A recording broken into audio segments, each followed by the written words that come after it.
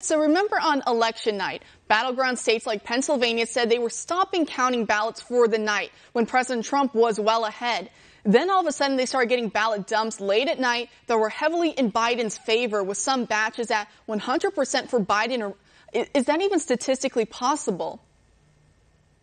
Well, look, it's possible, but it's questionable. You know, yes, we have jurisdictions where many of the precincts are very much controlled by one party or the other. But to have that many votes coming in without a single vote for another candidate is very unusual.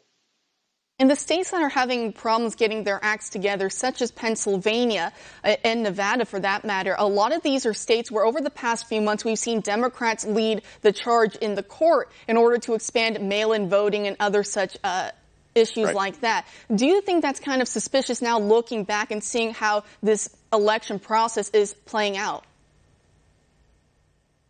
Yeah, because what they were doing was trying to get rid of all the security protocols that are in place for absentee ballots. And I have to wonder, look, I have no proof or confirmation this occurred, but I have to wonder whether, particularly in places like Detroit and Philadelphia, where they barred observers from being able to see what they were doing with the absentee ballots, I'm wondering whether they simply waived and didn't bother to check and follow state law to verify that these were valid votes from valid voters, but simply opened up the envelopes and counted the ballots without doing any kind of verification.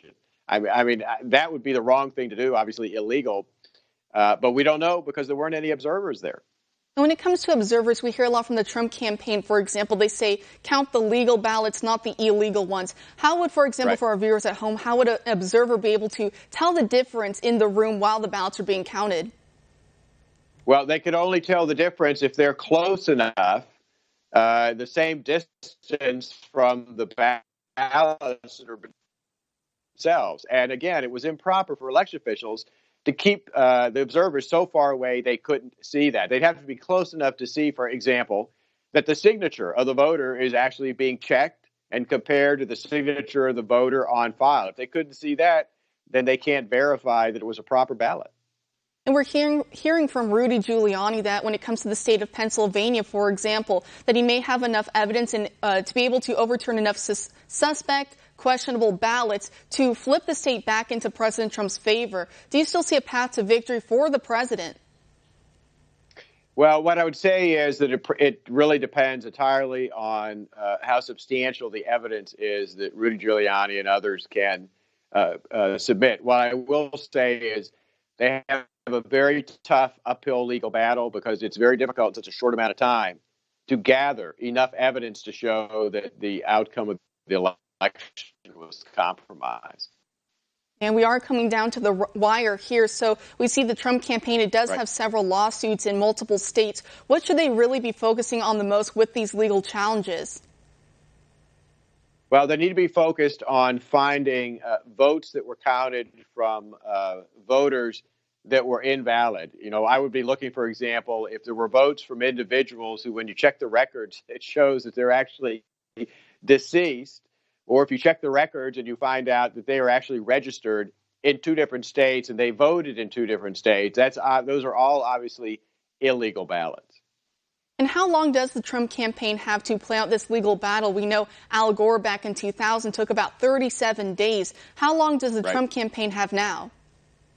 They don't have very long because, remember, the Electoral College will meet in the first part of December, and the states have to certify their election results by that date so that they know which set of electors will be able to cast their ballots at the state houses. So they really have really less than a month to try to get this resolved.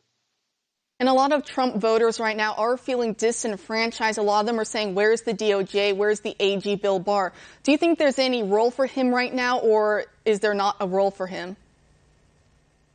Well, I think what the Department of Justice ought to be doing is talking to its observers to see what they saw. The Justice Department announced prior to the election that they were going to have observers in various locations around the country. I have not yet seen any kind of report from DOJ on what they saw and observed and whether any of that's relevant to the questions being raised in places like Pennsylvania.